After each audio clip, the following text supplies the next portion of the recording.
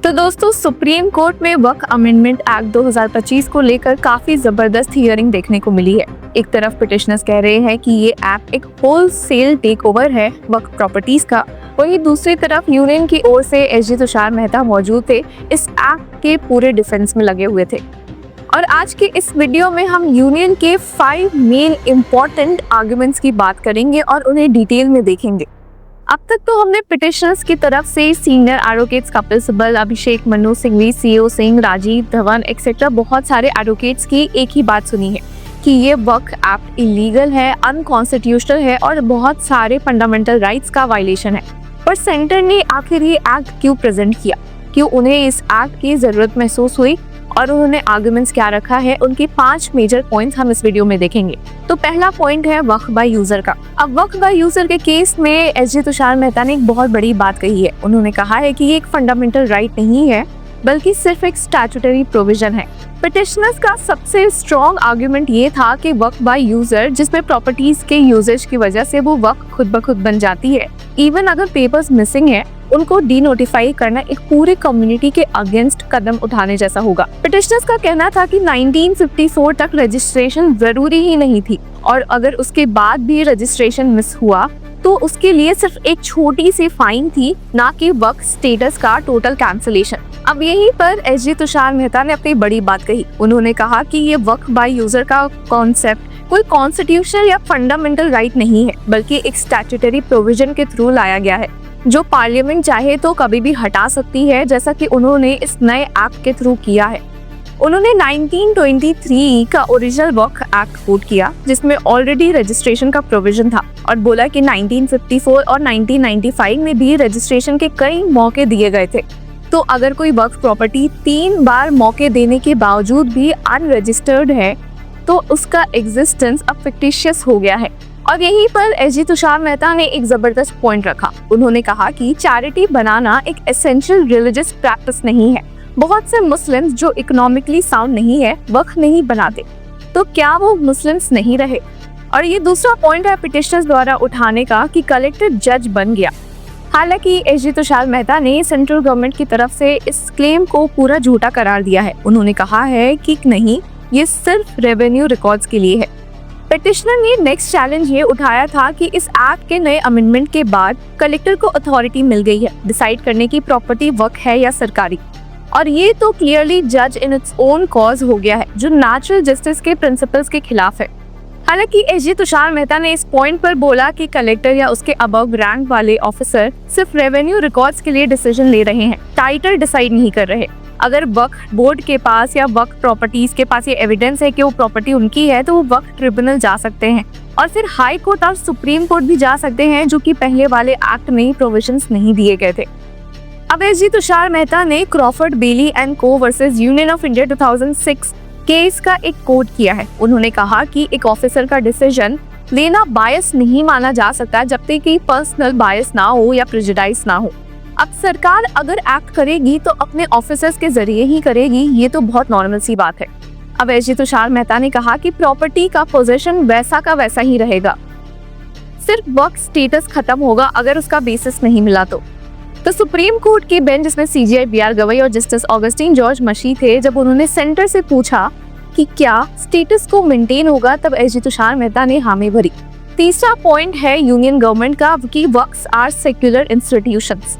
अब पिटिशनर्स का तीसरा कंसर्न ये था कि वक्फ बोर्ड और सेंट्रल वक्फ काउंसिल में नॉन मुस्लिम मेंबर्स का होना आर्टिकल 26 का वायलेशन है, क्योंकि ये रिलीजियस अफेयर्स में इंटरफेरेंस का मामला है। हालांकि इस पर एसजी तुषार मेहता का जवाब ये आया कि वक्फ बोर्ड के फंक्शन पूरी तरह से सेक्युलर है, उसमें ऑडिटिंग होती है, अकाउंटिंग होती है, property management, succession, litigation etcetera.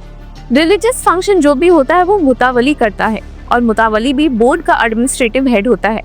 उन्होंने ये भी क्लियर किया कि नॉन मुस्लिम का इन वक्फ बोर्ड या काउंसिल में मेजॉरिटी में होना बहुत ही स्लिम चांसेस है, क्योंकि मैक्सिमम 3 तक ही रखा गया है स्टेट बोर्ड में और सेंट्रल काउंसिल में भी मैक्सिमम 4 नॉन मुस्लिम्स हो सकते हैं। अब एसजी तुषार मेहता ने यहाँ पर हिंदू एंडाउमेंट से कंपैरिजन किया। उन्होंने कहा कि टेम्पल्स के पुजारी तक स्टेट अपॉइंट करते हैं, तो उनका सवाल यहाँ पर यह था कि जब हिंदू इंस्टीट्यूशंस में सेक्युलर कंट्रोल अलाउ है तो वक्फ क्यों नहीं। अब चौथा पॉइंट है वक्फ बोर्ड्स क्या एएसआई के काम में बाधा डाल रहा है। यानी कि मॉन्यूमेंट्स के प्रोटेक्शन का इशू। पिटिशनर्स ने बोला था कि सेक्शन 3D के जरिए वक्फ प्रॉपर्टीज जो मॉन्यूमेंट्स के अंदर आती है उसको डी नोटिफाई किया जा रहा है। पर यहाँ पर एसजी तुषार मेहता ने कहा कि वक्फ बोर्ड और एएसआई के बीच प्रोटेक्शन ऑफ मॉन्यूमेंट्स को लेकर बहुत ही कॉन्फ्लिक्ट्स देखने को मिले हैं। उन्होंने कहा कि वक्फ बोर्ड्स ऑफन यूनिलैटरली डिसीजंस लेते हैं जो एएसआई की पॉलिसी के अगेंस्ट भी जाता है। एएसआई ने यहाँ पर खुद जेपीसी जॉइंट पार्लियामेंट्री कमेटी को ये सबमिशन दिया था कि वक्फ अथॉरिटीज उनके काम में इंटरफेरेंस डालते हैं, जिस वजह से हिस्टोरिकल साइट्स की ऑथेंटिसिटी मेंटेन करना मुश्किल हो गया है। अब एसजी तुषार मेहता ने 1958 के एंशिएंट मॉन्यूमेंट एक्ट के सेक्शन 5 सबसेक्शन 6 को कोट किया, जो कहता है कि रिलीजियस ऑब्जर्वेंस अफेक्ट नहीं होगा, लेकिन वहीं तक जब तक कि कंजर्वेटिव एफर्ट्स ना डिस्टर्ब हो। तो ये अमेंडमेंट सिर्फ नेशनल इंटरेस्ट और ऑथेंटिसिटी को प्रोटेक्ट करने के लिए लाया गया है। अब 5वां पॉइंट है, शेड्यूल्ड ट्राइब कम्युनिटी को प्रोटेक्शन दिया गया है। सेक्शन 3E का यहाँ पर डिफरेंस देखा गया है। पिटिशनर्स ने चैलेंज किया था सेक्शन 3E को, जो कहता है कि शेड्यूल्ड ट्राइब कम्युनिटी की लैंड वक्फ बन नहीं सकती, उस पर बैन लगा है वक्फ बनने से, जिस पर पिटिशनर्स का कहना था कि ये प्रोविजन ही डिस्क्रिमिनेटरी है। अब यहाँ पर एसजी तुषार मेहता का शार्प काउंटर आया। उन्होंने कहा कि अब तक कोई खुद से ट्राइबल कम्युनिटी का मेंबर कोर्ट नहीं आया है इस प्रोविजन को चैलेंज करते हुए। सिर्फ कुछ पॉलिटिकल लीडर्स ने इस पूरे सबमिशंस को, इस पूरे एक्ट को या इस स्पेसिफिक प्रोविजन को चैलेंज किया है, जो कि खुद को एसटी कम्युनिटी का रिप्रेजेंटेटिव कहते हैं। यहाँ पर एसजी तुषार मेहता ने कहा भी कि एकेडमिक चैलेंज किसी स्टैट्यूट का ग्राउंड नहीं हो सकता। अब एसजी तुषार मेहता ने कहा कि tribal land already under threat है और ये प्रोविजन उनको एक्सप्लॉयटेटिव रिलीजियस कन्वर्जन्स और इलीगल वक्फ क्लेम से बचाता है। उन्होंने P Rami Reddy versus State of Andhra Pradesh 1988 case quote किया, जिसमें ट्राइबल राइट्स को प्रिजर्व करने की इंपॉर्टेंस बताई गई है। अब एसजी मेहता का कहना था कि under article 46 of the Indian constitution उस पे स्टेट पे ऑब्लिगेशन है कि एसटी कम्युनिटीज की इकोनॉमिक और एजुकेशनल अपलिफ्टमेंट हो, और ये अमेंडमेंट और कुछ नहीं बल्कि वही करता है। अब यहाँ पर एसजी तुषार मेहता ने सेंट्रल गवर्नमेंट की तरफ से बोनस पॉइंट भी रखा। उन्होंने कहा कि नॉन मुस्लिम मेंबर्स वक्फ तो क्रिएट नहीं कर सकते, पर चाहते हैं तो चैरिटी डोनेट कर सकते हैं।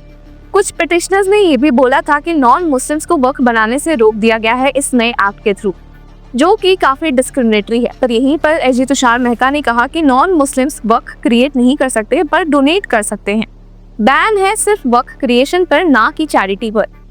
अब यहाँ पर पिटिशनर्स ने ग्रेव एंड इरिपेरेबल हार्म का कोई भी कॉन्सेप्ट नहीं दिया है। साफ साफ ये नहीं दिख रहा कि ये लॉ कैसे अनकॉन्स्टिट्यूशनल है, तो ऐसे में इस पर स्टे कैसे लग सकता है।